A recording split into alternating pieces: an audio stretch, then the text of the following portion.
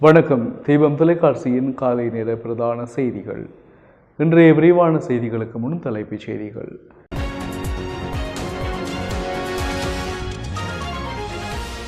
நினைவு கூறல் குறித்த அறிவிப்பை ஆயர் பேரவை மீளப் பெற வேண்டும். பொத்துவில் தொடக்கம் பொலிகண்டி வரை மக்கள் எழுச்சி இயக்கம் கோரிக்கை. போர்க்குற்றங்களுக்கு பொறுப்பு கூற வேண்டியவர்கள் அதிகாரத்தில் இருப்பது நீதிக்கு தடை. சர்வதேச சட்டத்தரணி தெரிவிப்பு. கார்த்திகை தீபம் ஏற்றியோரிடம் இராணுவத்தினர் விசாரணை. அரசின் பங்காளிகளை இணைத்து விரைவில் ஆட்சி மாற்றம். ராஜித சேனாரத்ன தகவல். டென்மார்க் மாநகர சபைக்கு 4வது முறையாகவும் தெரிவான ஈழத்தமிழர்.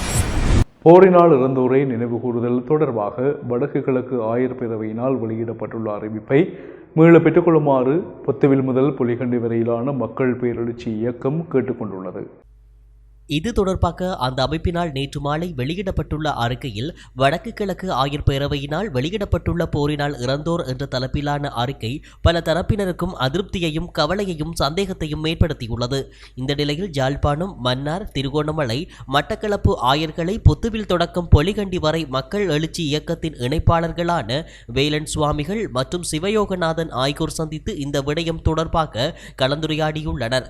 இதன்போது மாவீரர்களின் பெற்றோர் தமிழ் தேசிய பால் பற்றுறுதி கொண்ட பல்வேறு தரப்பினரதும் ஆதங்கங்கள், கவலைகள், கருத்துக்களை அவர்களிடம் எடுத்துக் கூறப்பட்டுள்ளது.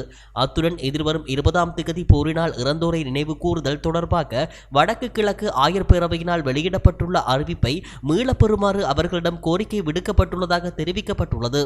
இலங்கையில் இடம்பெற்ற மனிதகுலத்திற்கு எதிரான மிக மோசமான குற்றங்களுக்கு பொறுப்பு கூற வேண்டியவர்கள் தற்போது அதிகாரத்தில் இருக்கிறார்கள் என்றும் அவர்கள் தண்டனைகளில் இருந்து தம்மை பாதுகாத்துக் கொண்டிருப்பதுடன் அர்த்தமுள்ள நீதி மற்றும் நல்லிணக்க பொறிமுறையை முன்னெடுத்துச் செல்வதற்கு தடைகளை ஏற்படுத்துகிறார்கள் எனவும் சர்வதேச மனித உரிமைகள் சட்டத்தரணி டேவிட் மெட்ராஸ் தெரிவித்துள்ளார். இலங்கையில் இடம்பெற்ற இனப்படுகொலைகள் தொடர்பில் சர்வதேச குற்றவியல் நீதிமன்றத்தின் ஊடாக நீதியை நிலைநாட்டுவதற்கான இயலுமை குறித்து ஆராயும் வகையில் கனடாவின் டொராண்டோ நகர ஏற்பாடு செய்யப்பட்டிருந்த ஊடகவியலாளர் சந்திப்பில் கருத்து வெளியிடுகையிலேயே அவர் மேற்கண்டவாறு குறிப்பிட்டுள்ளார். இலங்கையில் இறுதிக்கட்ட போரின் போது நிகழ்த்தப்பட்ட குற்றங்களுக்கான நீதியை நிலைநாட்டுமாறு தொடர்ச்சியாக வலியுறுத்தப்பட்டு வந்த நிலையில் தற்போது சர்வதேச குற்றவியல் நீதிமன்றத்தின் பங்களிப்புடன் அந்த நீதியை நிலைநாட்டுவதற்கான நடவடிக்கைகள் மேற்கொள்ளப்பட்டுள்ளன. இலங்கையில் இடம்பெற்ற மனிதகுலத்திற்கு எதிரான குற்றங்கள் தற்போது உலகின் பல்வேறு நாடுகளிலும் வியாபித்து வாழும் பெரும் எண்ணிக்கையான அகதிகள் தோற்றம் பெறுவதற்கு காரணமாகியுள்ளன. எனவே இந்த குற்றங்கள் சர்வதேச ரீதியில் மிகுந்த அவதானத்திற்குரியவையாகும். மேற்குறிப்பிடப்பட்டவாறான மனித குலத்திற்கு எதிரான குற்றங்களுக்கு பொறுப்பு கூற வேண்டியவர்கள் இலங்கையின் அதிகாரத்தில் இருக்கின்றார்கள். அவர்கள் தம்மை தாமே தண்டனைகளிலிருந்து பாதுகாத்துக் கொண்டிருப்பதுடன் அர்த்தமுள்ள நீதி மற்றும் நல்லிணக்க பொறிமுறையை முன்னெடுத்துச் செல்வதிலும் தடைகளை ஏற்படுத்தியிருக்கின்றார்கள். எனவே இலங்கைக்கு வெளியிலேயே இதற்கான நீதியை உறுதி செய்து கொள்ள முடியும். இவ்விவகாரத்தில் சர்வதேச குற்றவியல் நீதிமன்றத்தை எவ்வாறு நாடுவது என்ற கேள்வி காணப்படுகிறது. இலங்கையில் இடம்பெற்ற மனித குலத்திற்கு எதிரான குற்றங்கள் மற்றும் இனப்படுகொலைகள் தொடர்பில் நீதி நிலைநாட்டுவதற்கான பூர்வாங்க ஆய்வொன்றை மேற்கொள்ளுமாறு வலியுறுத்தி கனடாவை தளமாக கொண்ட தமிழர் உரிமைக்கான குழுமத்தினால் சர்வதேச குற்றவியல் நீதிமன்றத்தின் வழக்குரைஞர் அலுவலகத்தில் சமர்ப்பிக்கப்பட்டுள்ள அறிக்கையில் நீதிமன்ற செயற்பாடுகளுக்கு அவசியமான சமர்ப்பணங்கள் உள்ளடக்கப்பட்டுள்ளன. இலங்கையில் இடம்பெற்ற போர்க்குற்றங்கள் தொடர்பான பொறுப்புக்கூறலை உறுதி செய்வதென்பது சர்வதேச சமூகத்தை பொறுத்தமட்டில் புதியதொரு தலைப்பல்ல. போர் முடிவிற்கு கொண்டுவரப்பட்டதிலிருந்து தற்போது வரை இவ்விவகாரம் குறித்து ஐக்கிய நாடுகள் மனித உரிமைகள் பேரவை தொடர்ச்சியாக அவதானம் செலுத்தி வருவதுடன் அழுத்தங்களையும் பிரயோகித்து வருகிறது.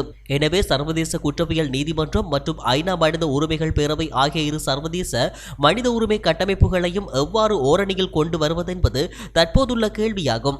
மனித குலத்திற்கு எதிரான குற்றங்களுக்கான மருந்தென்பது நீதி வழங்கல் மூலம் மனிதாபிமானத்தை நிலைநாட்டுவதிலேயே தங்கி இருக்கின்றது என்றும் அவர் தெரிவித்துள்ளார். கார்த்திகை தீப திருநாளான நேற்று முல்லைத்தீவு மாவட்டத்தின் பல்வேறு பகுதிகளில் தீபமேற்றி கொண்டாடியவர்கள் இராணுவத்தினரால் அச்சுறுத்தப்பட்டதாக தகவல்கள் வெளியாகியுள்ளன. சில இடங்களில் இராணுவத்தினர் கார்த்திகை தீப திருநாளை குழப்பும் வகையில் செயற்பட்டுள்ளதாக கூறப்படுகிறது. நேற்று மாலை முல்லைத்தீவு மாவட்டத்தின் பல்வேறு பகுதிகளில் மக்கள் வாழை குற்றிகளை வீட்டின் முன்பாக நாட்டி அதில் சுடரேற்றி கார்த்திகை திருநாளை கொண்டாடிய போது குழப்பமடைந்த இராணுவத்தினர் மற்றும் இராணுவ புலனாய்வாளர்கள் தீபமேற்றிய சில வீடுகளுக்கு சென்று விசாரணைகளை மேற்கொண்டதுடன் அச்சுறுத்தும் விதமாகவும் செயல்பட்டுள்ளதாக தெரிவிக்கப்படுகின்றது. கோட்டாபய ராஜபக்ச அரசாங்கத்தில் உள்ள பங்காளி கட்சிகளை ஒன்றிணைத்து வெகு விரைவில் ஆட்சி மாற்றத்தை ஏற்படுத்துவோம் என்று ஐக்கிய மக்கள் சக்தியின் நாடாளுமன்ற உறுப்பினர் ராஜித சேனாரத்ன தெரிவித்துள்ளார். ஸ்ரீலங்கா சுதந்திர கட்சி மாத்திரமல்ல, அரசாங்கத்தில் உள்ள பிரதான பங்காளி கட்சியினர் அரசாங்கத்தில் இருந்து வெளியேறுவது குறித்து கவனம் செலுத்தியுள்ளார்கள். பல கட்சியினர் எம்முடன் இணைவதற்கு பேச்சுகளை முன்னெடுத்துள்ளார்கள். ஜனாதிபதி கோட்டாபாய ராஜபக்ச தலைமையிலான அரசாங்கத்தில் உள்ள பங்காளி கட்சி உறுப்பினர்களை ஒன்றிணைத்து வெகு விரைவில் ஆட்சி மாற்றத்தை ஏற்படுத்துவோம். நாடு பல துறைகளில் பெரும் பாதிப்புகளை எதிர்கொண்டுள்ளது. ஆட்சி மாற்றமே அனைத்து பிரச்சினைகளுக்கும் தீர்வு பெற்றுக் கொடுக்கும். சிறந்த நோக்கத்திற்காக 2015ஆம் ஆண்டு உருவாக்கப்பட்ட தேசிய அரசாங்கம் தோல்வியடைந்தது. அதற்கு பல்வேறு காரணிகள் செல்வாக்கு செலுத்தின. முன்னாள் ஜனாதிபதி சந்திரிகா பண்டாரநாயக்க குமாரதுங்கவின் ஆட்சி காலத்தில் அமைக்கப்பட்ட தேசிய அரசாங்கம் தோல்வியடைந்தது. அனைத்து தரப்பினரையும் ஒன்றிணைத்து விரிவுபடுத்தப்பட்ட ஒரு அரசாங்கத்தை ஸ்தாபிப்பது எமது பிரதான இலக்காகும். ஆகவே நாட்டு மக்கள் வெகு விரைவில் அரசியல் ரீதியிலான மாற்றத்தை அதிகாலையில் அறிந்து கொள்ளலாம் என்றும் அவர் தெரிவித்துள்ளார். யாழ்ப்பாணத்தைச் சேர்ந்த தமிழர் ஒருவர் டென்மார்க்கில் மாநகர சபை ஒன்றின் உறுப்பினராக 4வது தடவையாகவும் தேர்வு செய்யப்பட்டுள்ளார். வல்வெட்டுத்துறையை பூர்வீகமாக கொண்ட அருளானந்தராசா தில்லை நடராசா அவர்கள் என்பவரே 4வது முறையாக டென்மார்க்கில் உள்ள கெர்னிங் மாநகர சபை தேர்தலில் வெற்றி பெற்றுள்ளார். நேற்று முன்தினம் நடைபெற்ற இந்த தேர்தலில் சமூக ஜனநாயக கட்சி சார்பில் போட்டியிட்டு தெரிவாகியுள்ளார். தமிழர்கள் அதிகளவில் வாழும் இந்த நகரத்தில் அருளானந்தராசா தில்லை நடராசா 2001ஆம் ஆண்டு தொடக்கம் தொடர்ச்சியாக மாநகர சபை உறுப்பினராக தெரிவு செய்யப்பட்டுள்ளார். 1980களின் நடுப்பகுதியில் டென்மார்க்கில் குடியேறிய இவர் அரசியல், சமூக, இலக்கியம், நாடகம் சார்ந்த பணிகளை ஆற்றி வருவதுடன் டென்மார்க்கில் தமிழ் கல்வி கற்பதற்காக கல்வி நிறுவனம் ஒன்றையும் ஆரம்பித்து கடந்த 30 வருடங்களுக்கு மேலாக வழிநடத்தி வருகின்றார் என்பது குறிப்பிடத்தக்கது. பல்வேறு தடைகளை தாண்டி யாழ்ப்பாண பல்கலைக்கழகத்தில் நேற்று தமிழர்களின் பாரம்பரிய விழாக்களில் ஒன்றான கார்த்திகை விளக்கீடு மாணவர்களால் தீபமேற்றி கொண்டாடப்பட்டுள்ளது. கார்த்திகை விளக்கீட்டினை முன்னிட்டு பல்கலைக்கழகத்திற்குள் சென்ற மாணவர்களை பாதுகாப்பு உத்தியோகத்தர்கள் உள்நுழைய அனுமதி மறுத்திருந்தனர். இதையடுத்து பல்கலைக்கழகத்தில் ஆன்மீக ரீதியான செயற்பாடுகளை மேற்கொள்ள தடை விதிப்பதா என மாணவர்கள் எதிர்ப்பை வெளியிட்டு பல்கலைக்கழகத்திற்குள் சென்று கார்த்திகை தீபங்களை ஏற்றியுள்ளனர். கடந்த வருடம் கார்த்திகை தீபம் ஏற்றியதற்காக ஜாழ்ப்பாண பல்கலைக்கழக மாணவன் ஒருவன் கோபாய் போலீசாரால் கைது செய்யப்பட்டு பின்னர் விடுதலை செய்யப்பட்டிருந்தார் என்பது குறிப்பிடத்தக்கது. பாடசாலைகள் ஆரம்பிக்கப்பட்டதை அடுத்து கொரோனா தொற்று அதிகரித்து வரும் நிலையில் ஒரு பிள்ளையிடமிருந்து மற்றொரு பிள்ளைக்கு கொரோனா வைரஸ் பரவுவது மிக குறைவு என விசேட மருத்துவ நிபுணர் ஜெனடி சில்வா தெரிவித்துள்ளார்.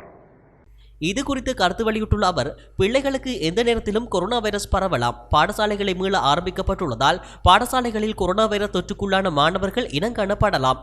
பாடசாலைகளில் கொரோனா வைரஸ் தொற்றுக்குள்ளான மாணவரிடமிருந்து மற்றொரு மாணவருக்கு கொரோனா வைரஸ் பரவுவதோ அல்லது பாடசாலைகளில் கொரோனா வைரஸ் கொத்தணிகள் உருவாவதோ மிக குறைவு.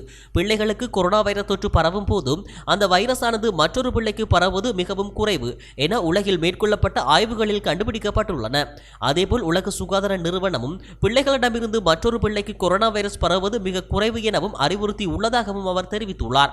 அதேவேளை பிள்ளைகளுக்கு காய்ச்சல், இருமல் காணப்படுவதாக இருந்தால் அவர்களை பாடசாலைக்கு அனுப்ப வேண்டாம் என ராஜாங்க அமைச்சர் சுதர்சினி பெர்னாண்டே புள்ளே பெற்றோர்களிடத்தில் வலியுறுத்தியுள்ளார். கொரோனா வைரஸ் தொற்றாளர்கள் சிறிதளவேனும் நாட்டில் இனங்காணப்பட்டால் அவர்கள் தொடர்பில் ஆராய்ந்து வைரஸ் பரவலை கட்டுப்படுத்த விரைவாக நடவடிக்கை எடுக்க வேண்டும் என்றே ஜனாதிபதி சுகாதார தரப்பினருக்கு அறிவுறுத்தியுள்ளார். குறிப்பாக பாடசாலைகளில் மாணவர்கள் எவருக்காவது கொரோனா வைரஸ் தொற்றுக்கான அறிகுறிகள் காணப்பட்டால் அந்த மாணவர்களை அவர்களது பெற்றோரிடம் அதிபர், ஆசிரியர்கள் உடனடியாக ஒப்படைக்க வேண்டும்.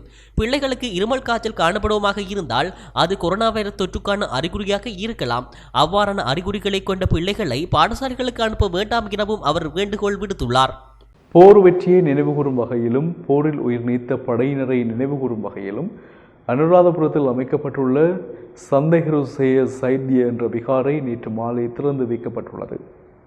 வானத்தில் இருந்து விமானப்படை, உலங்கு வானூர்திகள் பூமாலை தூவ மகா சங்கத்தினரின் வழிபாடுகளுக்கு மத்தியில் இந்த விகாரையை ஜனாதிபதி கோட்டாபாய ராஜபக்சவும் பிரதமர் மஹிந்த ராஜபக்சவும் இணைந்து திறந்து வைத்துள்ளனர். இலங்கையில் மிக உயரமான விகாரையான ருவன் வெலிசாயாவுக்கு அடுத்ததாக 2வது உயரமான விகாரையாக இது அமைந்துள்ளது. 2010ஆம் ஆண்டு ஆரம்பிக்கப்பட்ட கட்டுமான பணிகளில் முப்படையினரும் பங்களித்து வந்தனர். 283 அடி உயரமும் 255 அடி விட்டமும் கொண்ட இந்த விகாரை கிமு 301ஆம் ஆண்டில் அனுராதபுரவில் மகாசேன மன்னனால் அமைக்கப்பட்ட ஜோதவனராமய விகாரைக்கு அடுத்ததாக மிகப்பெரிய தாதுகோபத்தை கொண்டுள்ளது. இந்த திறப்பு விழாவில் உரையாற்றிய பிரதமர் மஹிந்த ராஜபக்ச, துட்டகமுனு மன்னன் போர் முடிந்த பின்னர் குளங்களையும் விகாரைகளையும் அமைத்தான் என்றும் நினைவுபடுத்தியுள்ளார்.